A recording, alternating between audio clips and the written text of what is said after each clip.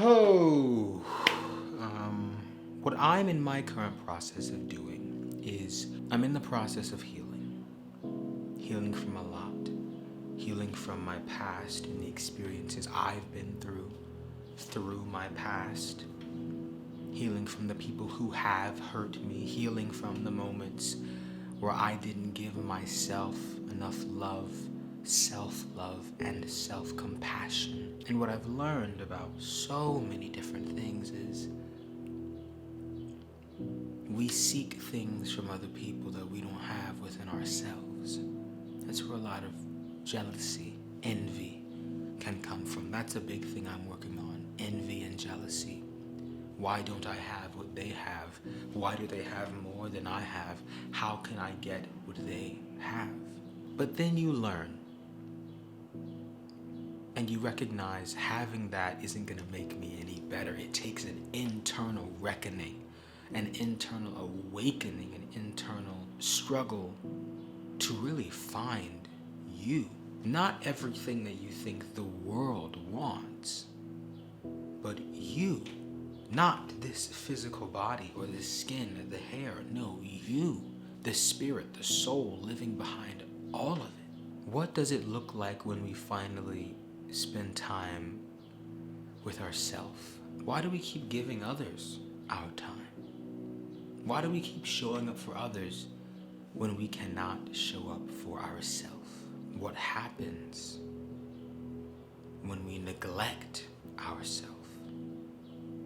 We continue to hustle throughout this life. How can life be good if the liver isn't? How can life be good if the person who's living it isn't? The art can't be good if the artist isn't. And I don't mean good in terms of quality. Someone can make the most beautiful film on planet Earth and be in one of the worst places they are mentally. I mean, art can't be healthy. Life can't be healthy. It's like walking around on crutches. That's where I'm at my healing journey. I didn't just break my foot. I didn't just get the x-ray. I'm not just getting the cast put on. I'm not in the process of laying down and recovering. No, I'm actually walking with the crutches with the cast on. But if we use that same analogy for other things, right? Why do we walk through this life neglecting the broken foot? That abandonment wound within us all. I'm working on it. And I'm sharing this. The abandonment wound within us all. How can I fully give myself to someone if I don't give myself to myself? No matter what anyone on this planet says, I cannot fully love someone wholly, abundantly, magnanimously, with everything I have if I don't love me. And some people will say, well, look at my relationship. Well, then I'm sorry, you're not loving the most that you can then. Look at my relationship. We love each other, but are you loving each other on the level you could be? What happened if you went internal and said, oh, that's why I lash out at this person this way. That's why I respond. I'm responding with an insecure expression of love, not a secure expression. The abandonment wound and the neglect I experienced as a child. And that's what I'm going through currently. My childhood was not the brightest. There are moments here and there that I look at and I say, wow, that was a very beautiful, riveting, inspiring moment.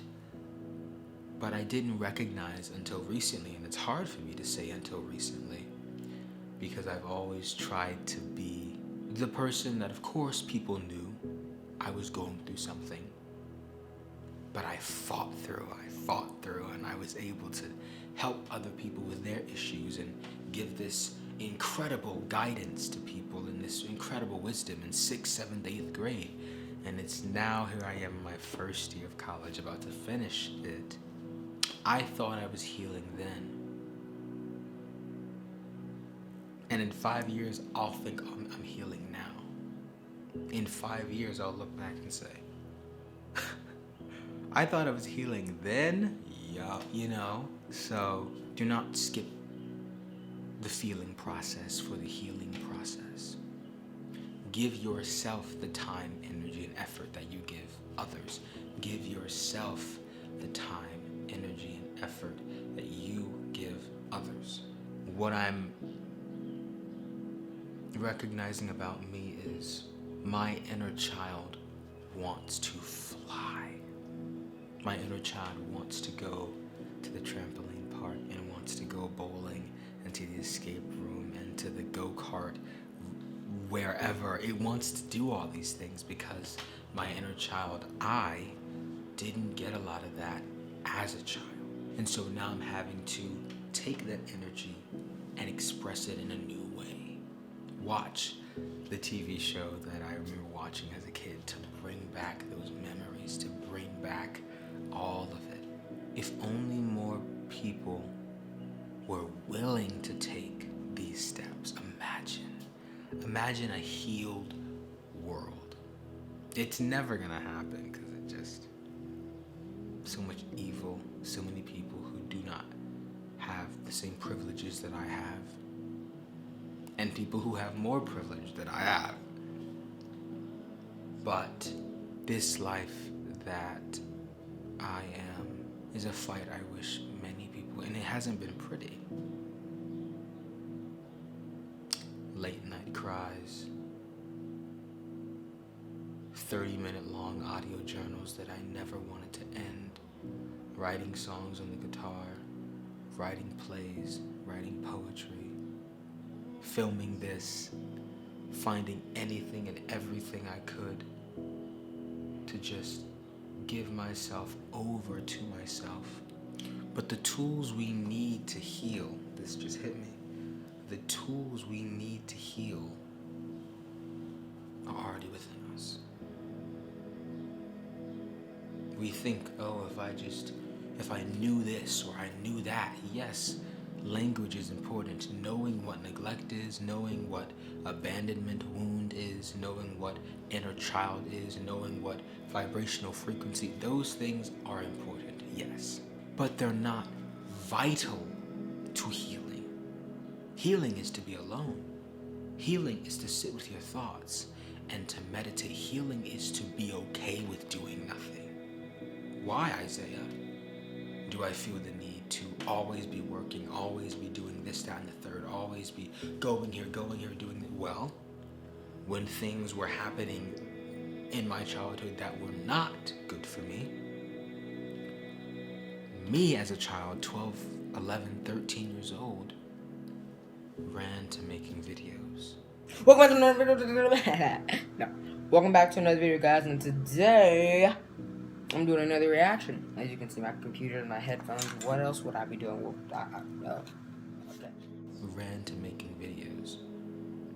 Ran to finding something for himself. When my parents or my guardians were not there for me, I had to be there for me.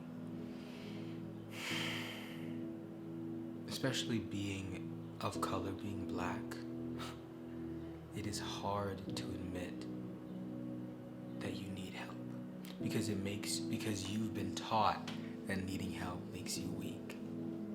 And I believe I have already begun using the tools that are going to be given to me when I eventually do take therapy, because going to therapy and speaking to someone who can understand your experience,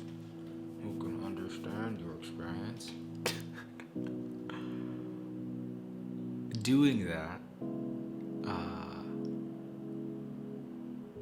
that's investing in yourself. So there are a few things that I want to leave you with. Invest in yourself before you invest in anybody else. Invest in yourself before you invest in anybody else. Because no one else can give you the help that you don't want. Do you hear? Hello? Hello? No one else. Oh, it pushed in. Nobody else on this earth can give you the healing that you do not want. Invest in yourself. Invest in the things you enjoy doing. This is for me as well. Create a support group around you, people you can talk to and they can talk to you. Take your time. We always think there's this race we're running, this life. Just everyone's got to beat everyone else, and this life is, I'm behind. I'm so far behind. I'm so far behind everyone else. How do I get ahead? How do I fight for? But it's not a race. Are we running out of time? Sure. Every second, ticking down. Try meditation, try Tai Chi, try yoga, try dance. Dance for me is a spiritual practice. Try every form of art, visual art, dance, music, art, drama, acting, whatever it may be, directing, playwriting, whatever it may be. Try these things. Invest in yourself. Take the time for yourself. Take the time for yourself. There's a difference between discipline and pushing through. Attempting to push through is neglecting everything that's happening in here. I'm healing. You're healing. We're all healing. But now we have to do it with intention. Intention is the word of 2022. And 2022 is about leveling up with intention. So, I say to the healers, to the healed, and to the healing, we're all on our own separate paths.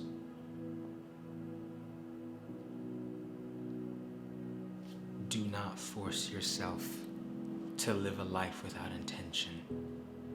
I say all these things, and I send you on your way.